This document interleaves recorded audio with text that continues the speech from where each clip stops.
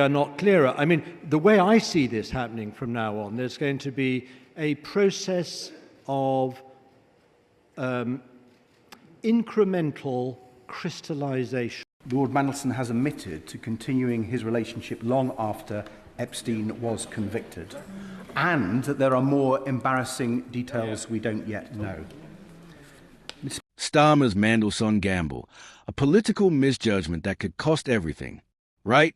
Before we dive into this absolute political car crash, if you're not already subscribed to UK Connors, what are you waiting for? We're bringing you the unfiltered truth about British politics that the mainstream media won't touch. Hit that subscribe button now because trust me, you don't want to miss what's coming next. The corridors of Westminster are buzzing with whispers, accusations, and the unmistakable scent of political scandal. Sir Keir Starmer, the man who promised to restore integrity to British politics, finds himself in the eye of a storm that threatens to unravel everything he's built. The appointment of Lord Peter Mandelson as British ambassador to the United States has ignited a firestorm that's exposing uncomfortable truths about double standards, questionable judgment, and the very soul of the Labour Party. But this isn't just another Westminster soap opera. This is about the fundamental credibility of our political establishment, and frankly, it's getting rather embarrassing to watch grown men and women dance around the elephant in the room while the nation watches on in bewilderment. Let's start with the basics, shall we? Lord Peter Mandelson, the architect of New Labour, the Prince of Spin himself, has been handed one of the most prestigious diplomatic posts in British government. On paper, it makes perfect sense. His experience, connected, and undeniably skilled at the dark arts of political maneuvering. But here's where things get decidedly murky, and if you're thinking what I'm thinking, you're absolutely right to be concerned. The Jeffrey Epstein connection isn't going away, no matter how much the Labour spin machine wishes it would. New documents have emerged that allegedly show Lord Mandelson referring to the convicted sex offender as "my best pal" in a birthday message from 2003. Now, before anyone starts shouting about context or timing, let's be brutally honest about what we're dealing with here. This isn't some distant acquaintance or professional relationship gone wrong. These documents suggest a level of familiarity that should make anyone with half a brain pause and ask some very uncomfortable questions. And speaking of uncomfortable questions, if you're enjoying this deep dive into the murky waters of British politics, make sure you're subscribed because we're just getting started. There's so much more to uncover, and UK Connors is the only place you'll get it straight, no chaser. Lord Mandelson himself has described the situation as deeply regrettable and called his message to Epstein very embarrassing. But here's the thing about political apologies. In Westminster, they are often worth about as much as a chocolate teapot. When a seasoned politician like Mandelson starts throwing around words like embarrassing, you can bet your last pound that there's more to this story than meets the eye. The timing of these revelations couldn't be more damaging for Starmer. Just when he's trying to establish Labour as a party of integrity and competence, he's faced with defending an appointment that raises serious questions about his judgment. Shadow Scottish Secretary Andrew Bowie didn't mince words when he accused the Prime Minister of severe lack of judgment and highlighted what he called double standards surrounding the appointment. But let's talk about those double standards for a moment, because this is where the hypocrisy becomes so thick you could cut it with a knife. Prince Andrew, rightly or wrongly, has been effectively exiled from public life due to his associations with Jeffrey Epstein. His privileges have been stripped, his public duties ended, and has become persona non grata in the very establishment he was born into. Yet here we have Lord Mandelson, with documented connections to the same individual, being handed one of the most important diplomatic positions in the British government. The cognitive dissonance is staggering. Either we have standards that apply to everyone, or we don't have standards at all. What we can't have is one rule for members of the royal family and another for Labour grandees. The British public deserves better than this elective application of moral outrage. During Prime Minister's questions, Starmer faced a barrage of criticism over his choice, and his responses were telling in their defensiveness. When pressed about the appointment, he refused to engage substantively with the concerns raised, instead falling back on political platitudes and deflection. This from the man who built his reputation as a forensic interrogator, someone who could dissect an opponent's arguments with surgical precision. Yet when the tables were turned, he seemed remarkably unprepared to defend his own decisions. Conservative Party leader Kimi Badenoch didn't hold back, stating that the Prime Minister cannot answer any questions. Someone with complete confidence doesn't act like that. It's a devastating critique because it cuts to the heart of leadership credibility. If you can't defend your appointments with conviction and transparency, what does that say about the decision-making process that led to them in the first place? The calls for transparency have been swift and uncompromising. Conservative MPs are demanding the release of all correspondence between Lord Mandelson and Jeffrey Epstein, arguing that the public has a right to know the full extent of their relationship. It's a reasonable demand, yet Starmer's government appears reluctant to comply. This reluctance only fuels speculation and gives ammunition to critics who argue that Labour is trying to hide something. Labour MP Lolam Kavoy found herself in the uncomfortable position of defending the indefensible, admitting uncertainty about the government's procedures while simultaneously trying to maintain party loyalty. Her comments revealed the deep discomfort within Labour ranks about this appointment, with many MPs privately questioning whether the political cost is worth whatever benefits Mandelson might bring to the role. And here's where you need to hit that subscribe button again, because we're about to dive even deeper into this political quagmire. UK Connors is committed to bringing you analysis that goes beyond the surface-level reporting you will find elsewhere. The broader implications of this controversy extend far beyond one controversial appointment. This is about the very nature of political accountability in modern Britain. We've seen a succession of scandals involving politicians and their associations with questionable figures, yet the consequences seem to depend more on political expediency than moral clarity. What makes this particularly galling is Starmer's previous positioning as a clean alternative to Conservative chaos. Throughout his time as opposition leader, he positioned Labour as a party that would restore trust in government, that would operate with transparency and integrity. Yet here we are, barely months into his premiership, watching him defend an appointment that undermines every principle he claimed to stand for. The Epstein connections are particularly toxic because they represent everything the public despises about elite networks and unaccountable power. The idea that someone could maintain cordial, even friendly, relationships with a convicted sex offender and then be rewarded with high office is antithetical to basic concepts of justice and propriety. It sends a message that connections matter more than character, that political utility trumps moral standards. Lord Mandelson's history doesn't help matters either. This is a man who has been forced to resign from government twice previously over different scandals. His appointment already raised eyebrows among those who questioned whether someone with such a checkered past should be trusted with representing British interests in Washington. The Epstein revelations have simply added fuel to an already smoldering fire. The international implications cannot be ignored either. How exactly is Lord Mandelson supposed to represent British values and interests in the United States while carrying this particular baggage? American media and politicians are hardly likely to ignore these connections, and it's reasonable to ask whether this controversy might actually undermine his effectiveness in the role he has been appointed to fulfill. The handling of this crisis reveals something troubling about the current Labour government's approach to accountability. Rather than getting ahead of the story, providing full transparency, and allowing the public to make their own judgments, they've chosen the path of deflection and damage limitation. It's exactly the kind of behavior that breeds cynicism about politics and politicians. Make sure you're subscribed to UK Connors, because we're not done with this story yet. There are more revelations coming, and you won't want to miss our analysis of how this plays out in the coming weeks. The defense mounted by Labour loyalists has been particularly unconvincing.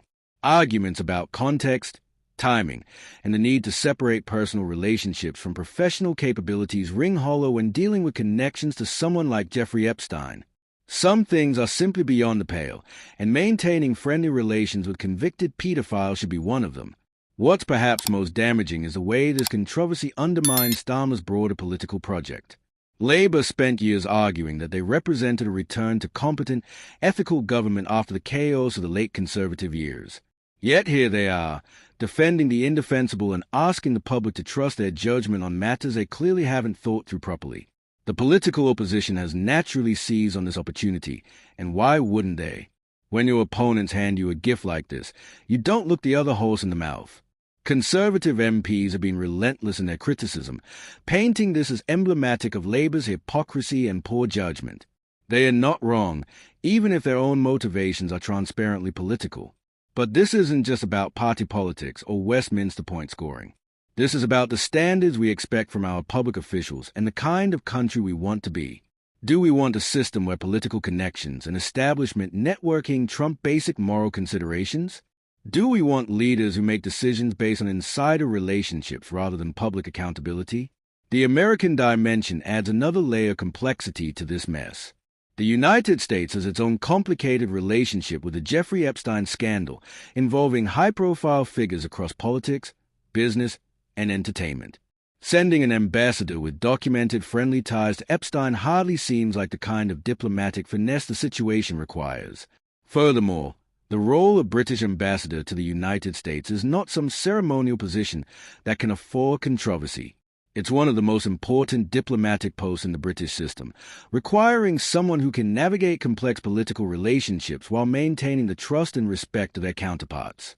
How exactly is Lord Mandelson supposed to build those relationships while carrying this particular burden?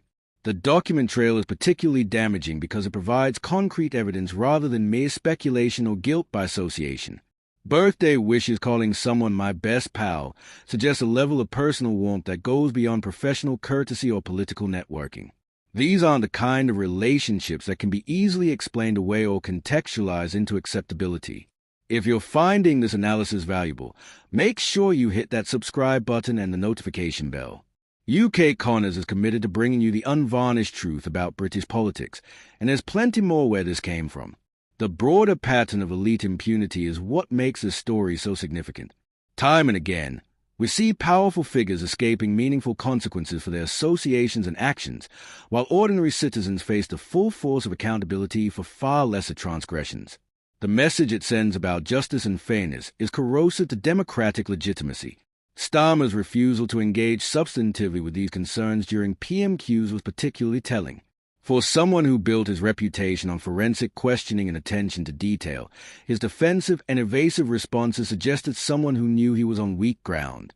Leaders who are confident in their decisions don't typically resort to such obvious deflection tactics. The internal labor dynamics are worth considering as well. How many MPs are privately uncomfortable with this appointment, but feel unable to speak out due to party loyalty? The public statements from Labour figures have been notably lukewarm, focusing more on procedural questions and robust defences of Lord Mandelson's character or suitability for the role. This controversy also highlights the ongoing influence of the new Labour establishment within the current party structure. Lord Mandelson represents a particular approach to politics that many thought had been consigned to history, yet here he is, being handed one of the most prestigious positions in the government. It raises questions about whether Labour has really changed as much as it claims to have done. The timing couldn't be worse for a government that's already facing challenges on multiple fronts. Economic pressures, policy implementation difficulties, and the usual teething problems of a new administration are now compounded by a self-inflicted wound that was entirely avoidable. All it would have taken was better due diligence and a willingness to prioritize public confidence over personal loyalty. The comparison with Prince Andrew's treatment is particularly stark and politically damaging. Whatever you think about the monarchy or specific individuals within it, the principle of equal treatment under scrutiny should be non-negotiable. You can't argue for different standards based on political convenience or institutional loyalty. What makes this even more frustrating is that it was so predictable. Anyone with basic political awareness could have seen that appointing someone with Lord Mandelson's history to such a high-profile role would invite scrutiny and controversy. The fact that the Epstein connections weren't apparently factored into the decision-making process speaks to a level of political tin air that's genuinely concerning. The international embarrassment factor cannot be understated either. British soft power and diplomatic influence depend partly on moral authority and the respect of international partners. How exactly does sending an ambassador with these particular connections enhance Britain's standing in the world? Before we wrap up, make sure you're subscribed to UK Connors because this story is far from over. We'll be following every development, every revelation, and every political consequence as they unfold. The fundamental question this controversy raises is about the kind of political culture we want in Britain. Do we want a system where past associations are swept under the carpet for political convenience, or do we want genuine accountability and transparency? The answer to that question will define not just this particular scandal, but the broader health of our democratic institutions. Sir Keir Starmer came to power promising to restore integrity to British politics after years of conservative chaos and scandal. Yet here we are, watching him defend appointments and associations that undermine that very promise. The irony is as thick as it is damaging to his political project. The handling of this crisis will be remembered as a defining moment for this government. It's a test of whether Labour has genuinely learned from past mistakes or whether they are destined to repeat the same patterns of behaviour that breed public cynicism about politics and politicians. Lord Mandelson may well prove to be an effective ambassador, but effectiveness isn't the only consideration when appointing people to high office. Character, judgment, and public confidence matter too, and on all those measures, this appointment raises serious questions that deserve serious answers. The refusal to publish relevant documents only makes matters worse. Transparency shouldn't be something that governments resort to only when it's convenient or politically advantageous. It should be the default position, particularly when dealing with matters of public interest and concern. This isn't the end of the story. There will be more revelations, more questions, and more political consequences to come. The only question is whether Sir Keir Starmer will learn from this debacle or whether he'll continue down the path of defending the indefensible. The British public deserves better than this. They deserve leaders who put principle before convenience, transparency before damage limitation, and public confidence before personal loyalty. Whether they'll get that from this government remains to be seen, but early signs are not encouraging. So there you have it, the Mandelson appointment that's shaking Westminster to its core and raising fundamental questions about judgment, accountability, and the very nature of political integrity in modern Britain. This is exactly the kind of story that UK Connors will continue to follow relentlessly because someone needs to hold power to account. Don't forget to subscribe and hit that notification bell because we're not done with this story, not by a long shot. There are more revelations coming. More questions to be asked, and more truth to be uncovered. UK Connors is your window into the real story behind the headlines, and trust me, you won't want to miss what comes next. Until next time, keep questioning, keep watching,